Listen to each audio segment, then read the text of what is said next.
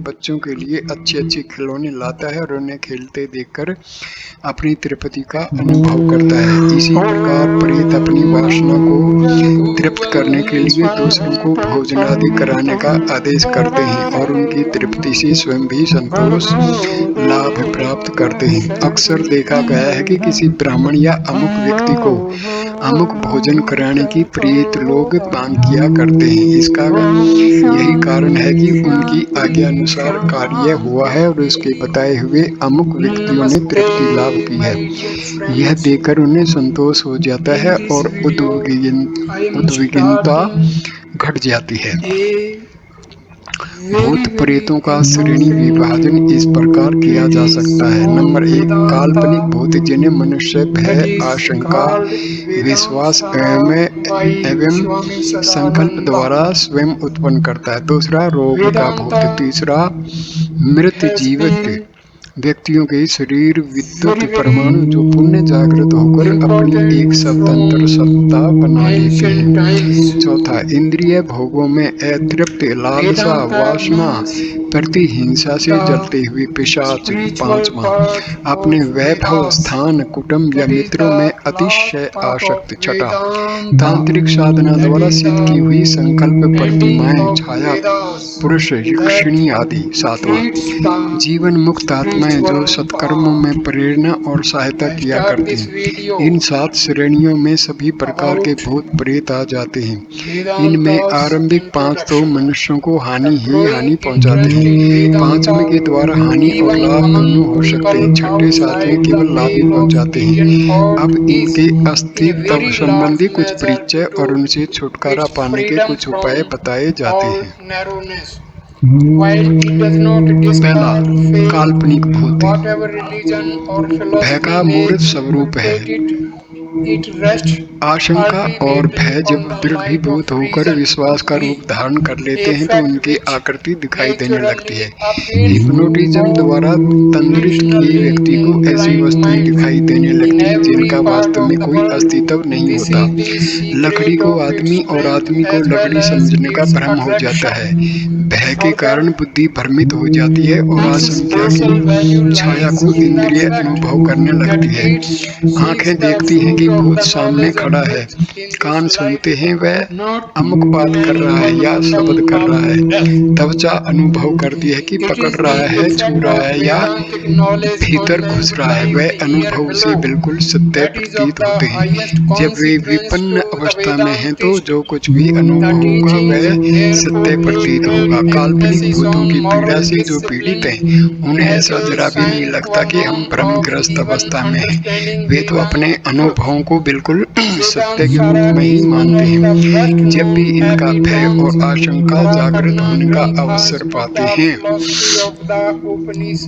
तभी वह भूत सामने आ खड़ा होता है और तरह तरह के उत्पात करता है। दूसरा, मस्तिष्क संबंधी कोई खराबी हो जाने पर पागलपन, उन्माद श्री के रोग उत्पन्न होते हैं जिसके कारण मनुष्य की चेष्टा, आकृति, आदत, वाणी तथा रुचि विचित्र हो जाती है।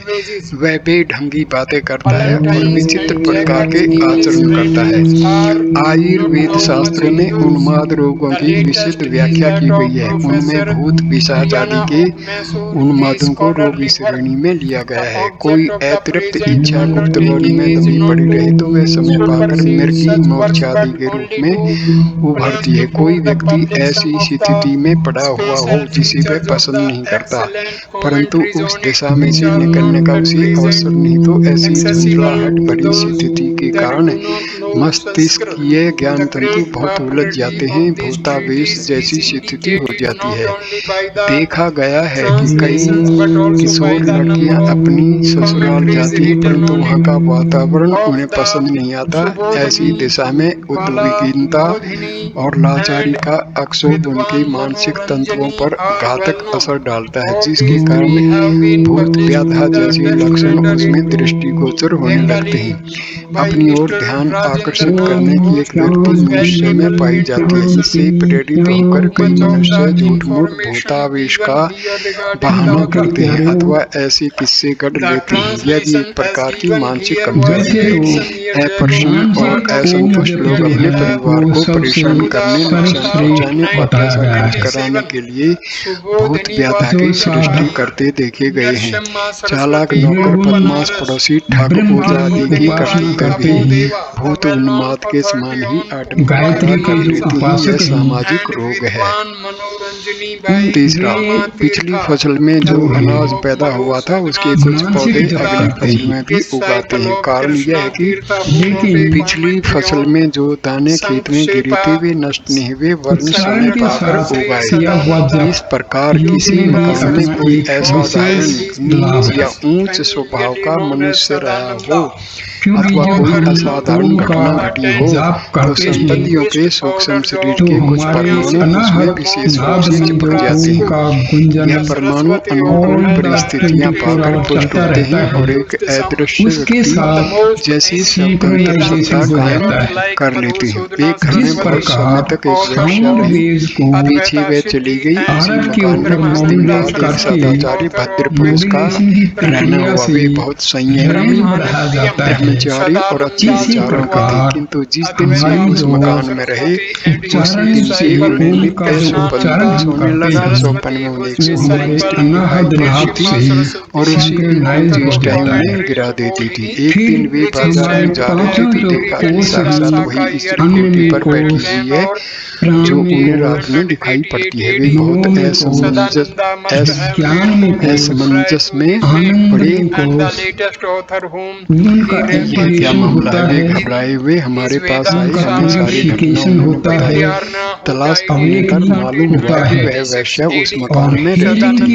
हमने उन भद्र पुरुष को बताया कि उस वैश्या के कुछ विद्युत कण उस मकान में रह रहे हैं और परिस्थितियों के कारण उन्हें अपनी अलग सत्ता कायम कर ली है। वे एक प्रकार से जीवित व्यक्ति का प्रेत बन गए हैं। वे ही इस तरह कार्य करते हैं। आप उस मकान को खाली कर दीजिए। उन भद्र पुरुष ने मकान छोड़कर दूसरा ले लिया। इसके बाद न उन्हें संतोष हुआ न कभी वह स्त्री दिखाई। ऐतिहासिक स्थानों या तीर्थ स्थानों में कभी कभी वहाँ के प्राचीन पुरुषों की झलक दिखाई दे जाती है। वृंदावन की सेवा कुंज में कभी कभी श्री कृष्ण जी की एक अद्भुत झलकी हुई है कि इन्होंने रासलीला होती देखी है। ऐसे दृश्यों का कारण यह है कि उच्च आत्माओं का तेज बहुत बड़ा चढ़ा होता है। उस तेज के विद्युत कण हजारों वर्षों तक वहां बने रहते हैं और समय समय पर उनका मूर्त रूप देखने में आता रहता है। कुरुक्षेत्र आदि के ऐतिहासिक स्थानों में महाभारत कालीन झांकियां होती हैं। तीर्थों के वातावरण में विशेषता ये होती है कि वहाँ प्रख्यात मनुष्य उनका प्रभाव इसके फायदे विद्यमान रहता है। वह अनुकूल से प्रभावित करते हैं। स्पष्ट है कि जहाँ मनुष्य शरीर का कुछ असाधारण प्रयोग हुआ है वहाँ भूत व्याधा जैसी गड़बड़ें बहुत देखी जाती है। शमशान, कब्रिस्तान, फांसी घर, जिव्वखाने आदि स्थानों का वातावरण बड़ा आतंकित रहता है। इन स्थानों पर शरीर यंत्र का असाधारण उपयोग किया जाता है जिसके कारण उन शरीरों के कुछ परमाणु वहां जम जाते हैं और समय समय पर अपना अस्तित्व प्रकट करते हैं। उन स्थानों की समीपता में आने वालों को भय और आतंक उत्पन्न करने वाले कई प्रकार के अनुभव होते हैं। जिन घरों में हत्याएं होती हैं, दुष्ट कर्म होते हैं, उनमें भी ऐसा ही भयावह वातावरण बना रहता है। इन भयंकरताओं की मूल में वे परमाणु हैं जो भूतपूर्व व्यक्तियों के शरीर से असाधारण प्रतिक्रिया द्वारा निकलते हैं। वे आत्माएं भले ही मर चुकी हों, दूसरी जगह जन्म ले चुकी हों या जीवित हों, जो भी स्थिति हो, पर उनके सूक्ष्म शरीर से निकले हुए यह भूत प्रेत स्वतंत्र रूप से बहुत काल तक अपना अस्तित्व बनाए रहते हैं और परिचय देते रहते हैं। इन परमाणु प्रेतों द्वारा भी वैसे ही विस्मयजनक भयंकर कार्य होते हैं जैसे अन्य प्रकार के भूतों द्वारा हो सकते हैं। चौथा, इंद्रिय भोगों से अतृप्त वासनाग्रस्त प्रेत अपने प्रियजनों पर विशेष रूप से आतंक जमाते हैं, क्योंकि उनका पहले से ही उनसे परिचय होता है और अपने पूर्व अनुभव के आधार पर वे सोचते हैं कि इच्छाएं इनके द्वारा पूरी हो सकती हैं। खाने पीने की चीजों की उनकी इच्छा अधिक होती है। कोई अपने लिए चबूतरा, वृक्ष आदि रहने योग्य स्थान चाहते हैं। किन्हीं को दान पुण्य, तीर्थ स्थान, देव दर्शन आदि शुभ कार्यों में रुचि होती है। कोई अपनी आज्ञा पालन करा के अपने अहंकार पूरा करना चाहते हैं। जो भी उनकी इच्छा हो उसे पूर्ण कराने के लिए वे उपद्रव करते हैं, और जब उनकी इच्छा पूर्ण हो जाती है तो संतुष्ट हो जाते हैं। इनके निवास स्थानों को अपवित्र करने वाले, वहां विघ्न बाधा उपस्थित करने वाले ही अक्सर उनके क्रोध भाजन बनते हैं। मध्याह्न या मध्य रात्रि के समय उनका क्षोभ बढ़ता है। इस समय में निकटस्थ व्यक्ति पर अकारण ही वे आक्रमण कर बैठते हैं। पिछले जन्म का बदला चुकाने के लिए उनके उत्पात होते हैं। पांचवा, अपने प्रियजनों में अतिशय मोह करने वाले मनुष्य पर मृत्यु के उपरांत अपनी प्रबल मोह भावना के वशीभूत होकर प्रेत योनि पाते हैं और अपने उसी घर के आसपास फिरते रहते हैं। अपने बाल बच्चों को हंसता खेलता देखकर प्रसन्न होते हैं। वृद्ध जन अक्सर इस कोटि में आते हैं। वे किसी को हानि नहीं पहुंचाते, वरन समय समय पर कुटुंबियों को आपत्तियों से सचेत किया करते हैं और विपत्ति निवारण। Avidya is also said to be a comprehensive term में सहायता करते हैं। इन्हें पितर कहते हैं, जो तरुण अवस्था में मृत्यु को प्राप्त होते हैं और जिनकी लालसाएं अत्यंत उग्र एवं स्वार्थपूर्ण होती हैं। वे अपने प्रियजनों को अपनी जैसी प्रेत अवस्था में ले जाकर साथ रहने की इच्छा करते हैं और उसी भावना से वे अपने प्रियजनों को मार डालने का भी आयोजन करते हैं। तरुण स्त्रियां जो अपने बाल बच्चों को छोटा केवल अनाश्रित छोड़कर मर जाती हैं, वे इस प्रकार के कार्य अधिक करती हैं। अपने बच्चों को अपने साथ रखने की मोहमयी लालसा उनसे इस प्रकार का कार्य कराती है। छठा, तांत्रिक साधनाओं द्वारा छाया पुरुष, भैरवी, भवानी, बेताल, पीर, जिन्न, पिशाचिनी आदि की सिद्धि की जाती है। उन्हें वश में किया जाता है। उनकी सहायता से अमुक वस्तुएं प्राप्त की जाती हैं, अमुक कार्य पूरे किए जाते हैं और अमुक व्यक्तियों को अमुक प्रकार की हानियां पहुंचाई जाती हैं। सेवक की तरह ये संकल्प प्रतिमाएं काम करते हैं। जो भूत, पिशाच, देव इस प्रकार वशीभूत किए जाते हैं, वे साधक की निजी मानसिक और शारीरिक शक्तियों के मंथन से उत्पन्न हुए एक प्रकार के अदृश्य प्राणी होते हैं। शारीरिक विद्युत के प्रमाण अवसर पाकर अपने आप एक स्वतंत्र इकाई बन जाते हैं, किंतु यह देव दानव तांत्रिक विधियों से उत्पन्न किए जाते हैं। इस प्रकार ये अपने ही मानस पुत्र होते हैं, परंतु प्रतीत तो ऐसा होता है कि वे पहले से ही कोई स्वतंत्र सत्ता रखते थे। वास्तव में उनकी कोई स्वतंत्र सत्ता पहले से नहीं होती, वरन साधक उन्हें स्वयं उत्पन्न करता है। जितनी दृढ़ उसकी श्रद्धा और साधना होती है, उसी अनुपात से इन देवदानवों की कार्य शक्ति होती है। दुर्बल मानसिक बल वाले ऐसी कोई प्रतिमा वशीभूत कर लें तो भी उसकी कार्य शक्ति बहुत ही तुच्छ रहेगी। उसके द्वारा कोई महत्वपूर्ण कार्य नहीं हो सकेगा। हाँ, जितनी मानसिक बल बढ़ा चढ़ा है, उसका देवदानव भी सशक्त होगा। एक ही सिद्ध प्रतिमा दूसरी से लड़ भी जाती है और जो बलवान होती है वे दूसरे को परास्त करके अपना कार्य पूरा करती है। मारण आदि की भयंकर क्रियाएं इन संकल्प पुत्रों द्वारा ही की जाती हैं। सातवां, जीवन मुक्त आत्माओं के बारे में पूर्व में स्वतंत्र रूप से बहुत कुछ कहा जा चुका है। ये आत्माएं मनुष्यों को सदा शुभ मार्ग पर चलने के लिए प्रोत्साहित करती हैं, शुभ कर्म करने वालों पर प्रसन्न रहती हैं। अपनी स्वाभाविक उदारता के कारण लोगों को उनके कार्यों में सहायता किया करती हैं। इनके द्वारा समाज का ही हित होता है, अनहित नहीं। अंतरिक्ष में ऐसे अनेक सिद्ध महात्मा तथा महापुरुषों के सूक्ष्म शरीर उड़ते रहते हैं और वे समय समय पर मानव प्राणियों को सत्य कर्मों में सहायता प्रदान किया करते हैं। उपर्युक्त 7 प्रकार के प्रेतों का परिचय जानने के उपरांत पाठक इस नतीजे पर पहुंचे होंगे कि जीवन मुक्त आत्माओं के अतिरिक्त 6 प्रकार के प्रेत हमें लाभ कम और हानि अधिक पहुंचाते हैं। लाभ का विषय ऐसा है कि उस पर विचार करने की कुछ आवश्यकता नहीं, क्योंकि लाभ किसी को बुरा नहीं लगता। यदि किन्हीं प्रेतों के द्वारा कुछ लाभ पहुंचता है तो उसके लिए किसी को कुछ चिंता नहीं होती। चिंता तब उत्पन्न होती है जब किसी को उनके द्वारा क्षति पहुंचती है। जब प्रेतों द्वारा किसी प्रकार की हानि पहुंचती है तब उसका निवारण करने के लिए हमें चिंतित होना पड़ता है। अब यह जानना है कि प्रेतों के उत्पात से किस प्रकार अपना बचाव किया जा सकता है। यद्यपि ऐसे उत्पात बहुत ही कम होते हैं, तो भी जिन्हें उस अवस्था में पड़ जाने का दुर्भाग्य प्राप्त होता है, उसके भय, कष्ट और दुख का ठिकाना नहीं रहता।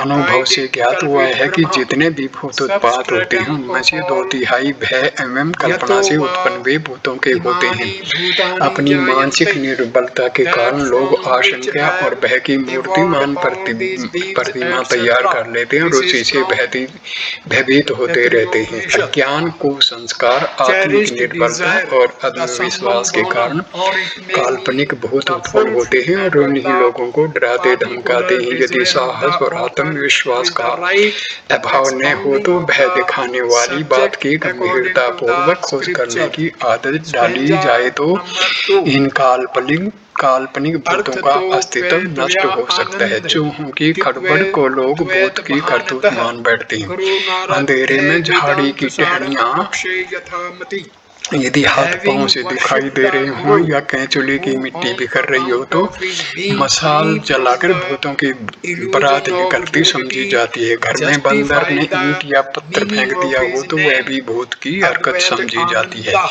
कोई मस्करा या धूर्त व्यक्ति ऐसे आडंबर रच डालता है जिसे सहजी भूत की माया समझा जा सकता है। इस प्रकार की घटनाओं की गंभीरता पूर्वक छानबीन की जाए तो कारण का पता चल जाता है और भ्रम से सहज को छुटकारा मिल जाता है। मिथ्या भ्रमों के विरुद्ध जोरदार आंदोलन किया जाए और मिथ्या विश्वासों को लोगों के मन से हटा दिया जाए तो भूतों की 2/3 बाधा मिट सकती है। शेष 1/3 में आधा भाग मनुष्य शरीर के निकले हुए विद्युत परमाणुओं की स्वतंत्र सत्ता का होता है। इनका प्रभाव किसी स्थान विशेष में होता है, एक नियत घेरे के अंदर ही यह अपना प्रभाव दिखा सकती है। वह भी तब जब कोई अकेला आदमी वहां सुनसान समय में रहे। बहुत से मनुष्यों की भीड़ में उनकी शक्ति निर्बल हो जाती है। इन परमाणु प्रतिमाओं में बहुत थोड़ी ताकत होती है। अपना रूप दिखा देना, सोपन या तंद्रावस्था में पड़े हुए व्यक्ति को अपना परिचय देना, कोई शब्द या दृश्य प्रकट करना आदि कार्यों द्वारा उनका अस्तित्व दिखाई पड़ता है। उससे डरकर कोई स्वयं ही अपनी हानि कर ले यह बात दूसरी है। वैसे उन परमाणु प्रतिमाओं में ऐसी शक्ति नहीं होती कि किसी को कुछ हानि लाभ पहुंचा सके। सैकड़ों पीछे 15-20 घटनाएं इन प्रतिमाओं के द्वारा होती देखी जाती हैं। जिन घरों में इस प्रकार की गड़बड़ें दिखाई पड़े उन्हें कई बार अच्छी तरह चूना, गोबर, फिनाइल आदि से साफ करना चाहिए। नीम की पत्तियां घरों में जलाकर बाहर से दरवाजा बंद कर देना चाहिए ताकि पतियों का दुआ घर में न भर जाए। इसके अतिरिक्त हवन या जादू का भी अच्छा प्रभाव पड़ता है। जागरण, धार्मिक गीत, वाद्य, संकीर्तन, शंख ध्वनि से इस प्रकार की अणुमूर्तियों को हटाने में सहायता मिलती है।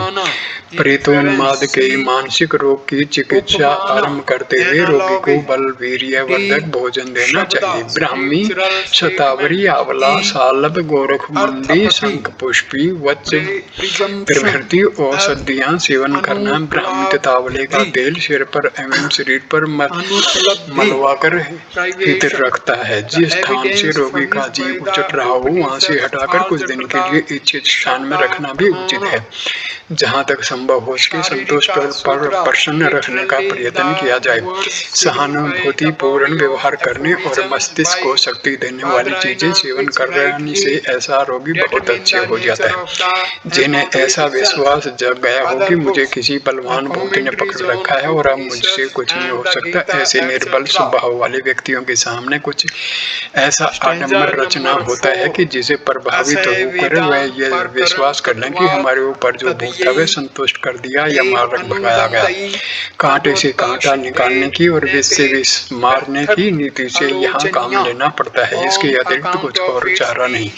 जिनके अंतर मन में यह विश्वास गहरा उतर चुका है कि मेरे ऊपर भूत चढ़ा है, उसका भ्रम यह कहने मात्र से ही नहीं मिट सकता कि तुम्हें कुछ नहीं है, केवल तुम्हारी काल्पनिकता और मानसिक निर्बलता है। रोगी इस बात को नहीं मान सकता, उसे इस पर विश्वास नहीं हो सकता। हर व्यक्ति की मानसिक स्थिति भिन्न होती है। जो लोग अपने विश्वास के आधार पर भूतग्रस्त हो जाते हैं उनमें भावुकता की मात्रा अधिक होती है। ऐसे लोगों को नाटकीय ढंग से कुछ अद्भुत, विचित्र और आतंकी उत्पात करने वाली पद्धति से अच्छा किया जाता है। यूरोपीय रीतियों के अनुसार प्लेन चिट ऑटोमेटिक राइटिंग करने की पद्धति का हमारे देश में भी प्रचार हो गया है। पहले हमें भी उसे ठीक समझते थे, परंतु नए अनुभवों के आधार पर ऐसा प्रतीत हुआ है कि यह अपनी ही मानसिक शक्तियों का एक खेल है। इन उपायों द्वारा किसी मृत आत्मा के संदेश आना बहुत संदेहास्पद है, इसलिए इन साधनों का प्रयोग करने के लिए हम अपने पाठकों को सलाह नहीं दे सकते। अपनी ओर से भूत प्रेतों के संबंध में अधिक रुचि लेना भी ठीक नहीं। हाँ, किसी को अनायास भूत व्याधा का शिकार होना पड़े तो उससे छुटकारा पाने के लिए प्रयत्न करना आवश्यक होता है। धन्यवाद दोस्तों, ये वीडियो देखने के लिए। ये टॉपिक का पूरा वीडियो हो गया है। नमस्कार। कृपा करके वीडियो को लाइक करना, कमेंट करना, शेयर करना, चैनल को सब्सक्राइब करना। धन्यवाद मेरे दोस्तों। अनुष्ठानेन निर्गत निखिल कल्मषतया नितांत निर्मल स्वांत साधन चतुष्टय संपन्न प्रमाता।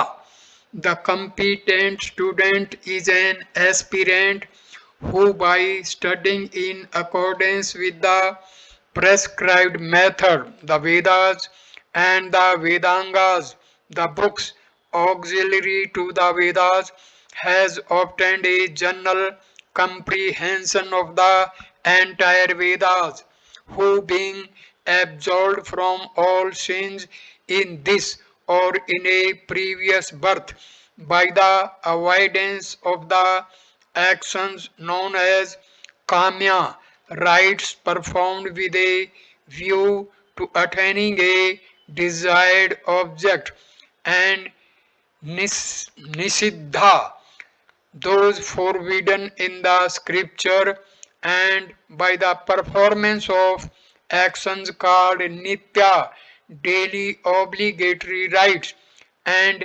naimittika, obligatory or special occasions, as well as by penance and devotion, has become entirely pure in mind, and who has adopted the four sadhanas or means to the attainment of spiritual knowledge.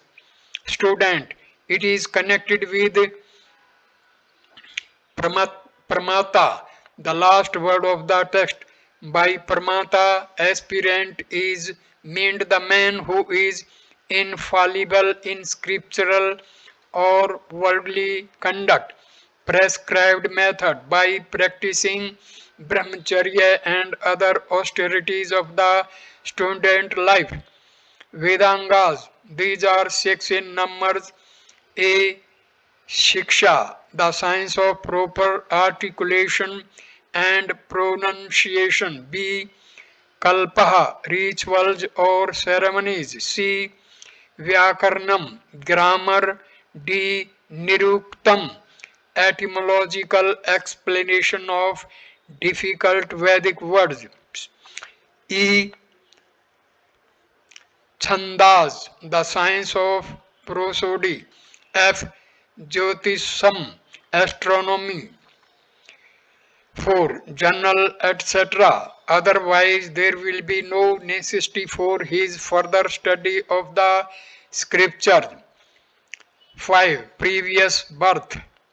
This is an explanation of the cases of Vidura and other sages who, though not endowed with scriptural knowledge, etc., were yet said to have attained the highest realization.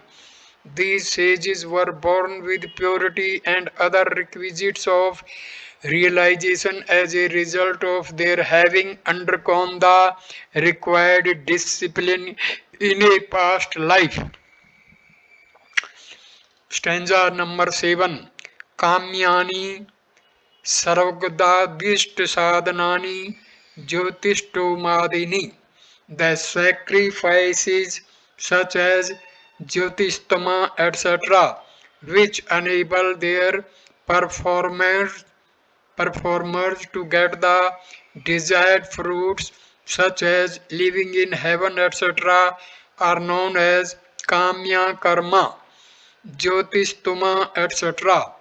The scriptural passage Jyotishmana Saurakamu Yajit, with a view to go to heaven, perform the Jyotishtama sacrifice, Kamya Karma, those ceremonies which are performed with a definite motive or desire. Stanza number 8. Nisiddhani Nark Ade Nisht Sadhanani Brahman Hananadini. Actions such as the slaying of a Brahmin etc., which bring about undesired results as going to hell etc., are Nisiddha karma or forbidden acts. Slaying of a Brahmin etc., drinking and other vices are included. Going to hell etc. Additional punishments include worldly afflictions etc. Stanza number 9.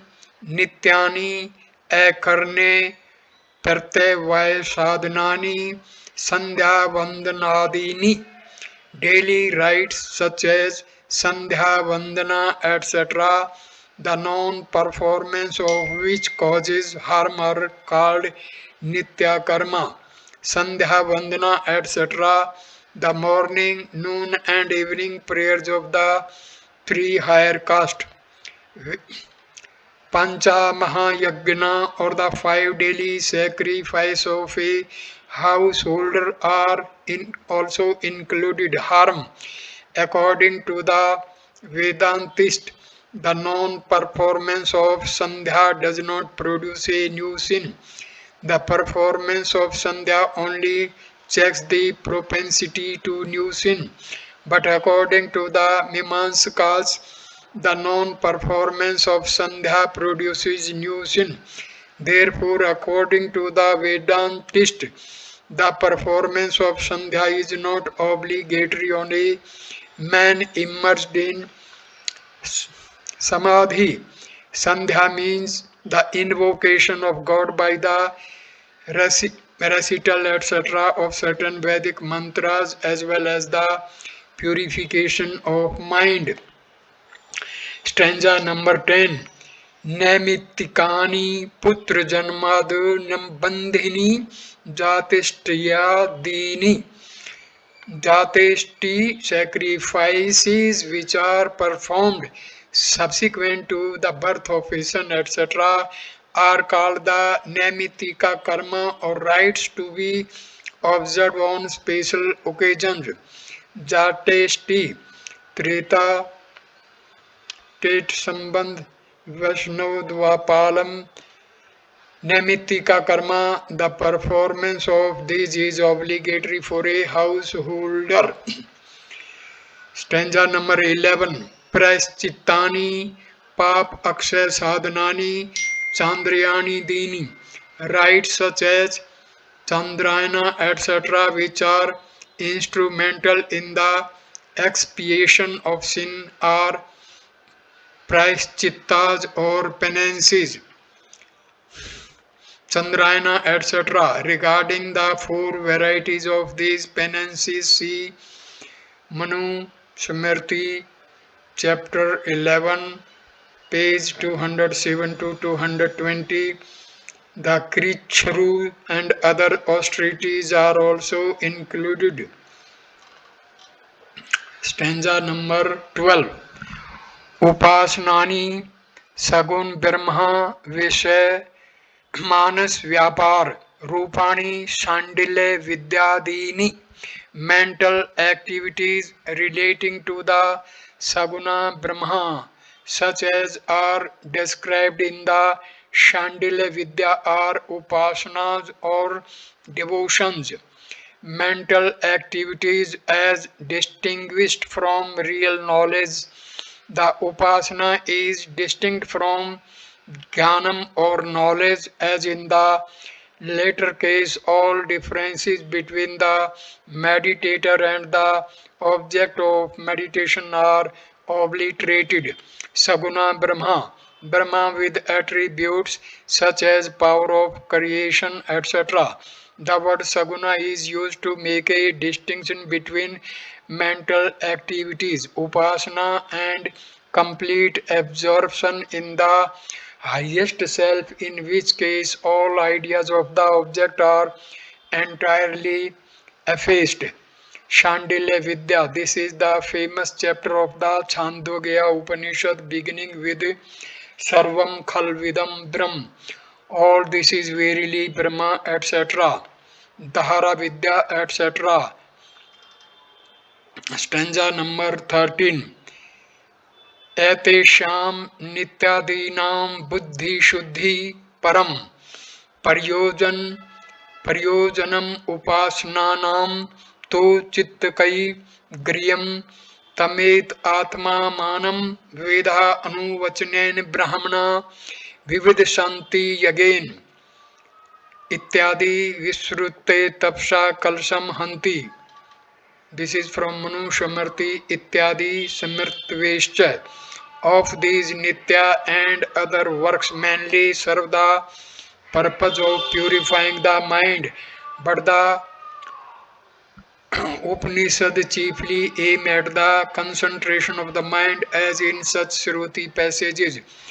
Brahmanas seek to know this self by the study of the Vedas, by sacrifice.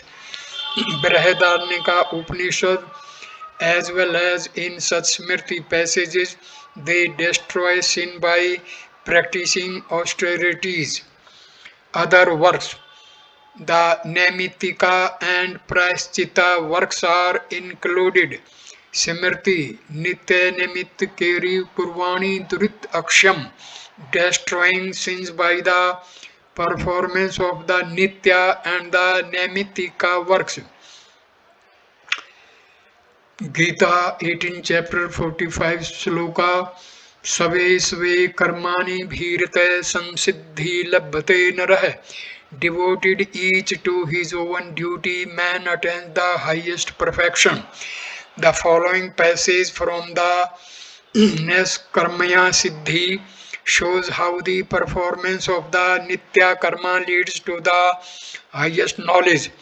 The performance of the daily obligatory rites leads to the acquisition of virtue. This leads to the destruction of sin, which in turn results in the purification of the mind. This purification of the mind leads to comprehension of the true nature of samsara or relative existence. From this results vairagyam, renunciation, which arouses a desire for liberation. From this desire results a search for its means. From it comes the renunciation of all actions. Thence the practice of yoga, which leads to an habitual tendency of the mind to settle in the self, and this results in the knowledge of the meaning of such Shruti passages as Thou art that, which destroys ignorance, thus leading to establishment in one's own self. But the word distinguishes the upasana from works. The mind can practice concentration or understand the subtle meaning of the Shastras only when it is purified by the performance of the Nitya and other works. It is the purified mind that can realize Brahma. Sacrifice. The concluding portion of the passage is by gifts, by penance, and by fasting. Stanza number 14. Nitya naimitikayo upasnanam तत्वा अंतरफलम पितृलोक सत्यलोक प्राप्ति कर्मणा पितृलोक विद्या देवलोक.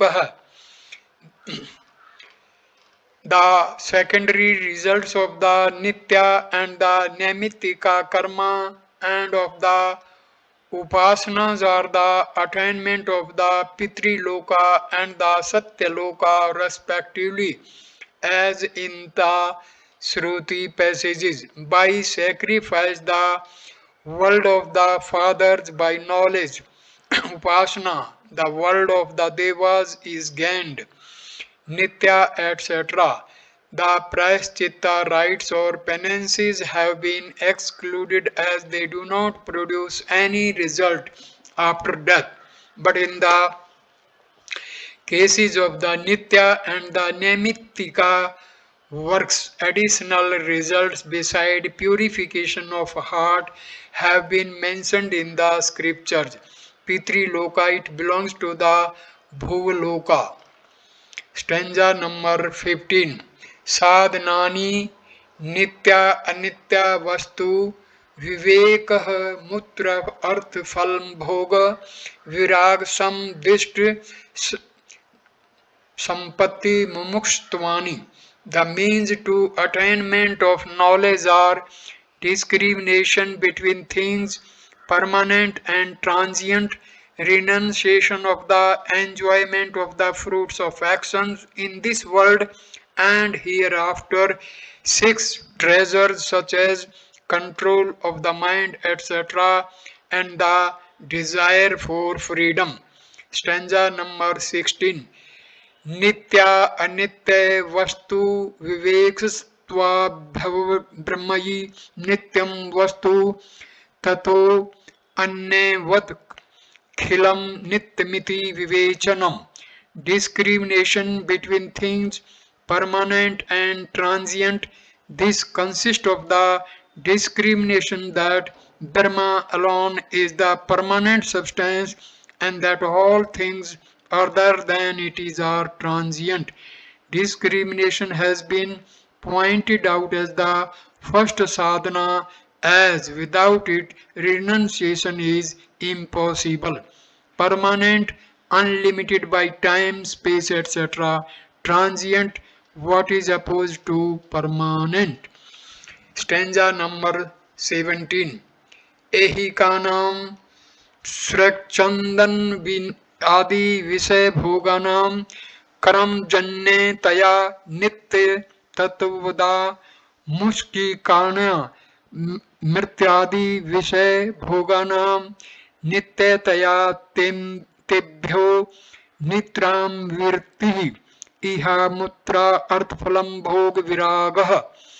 The objects of enjoyment hereafter, such as immortality, etc., being as transitory as the enjoyment of such earthly objects as a garland of flowers, sandal paste, and sex pleasures, which are transitory, being results of action.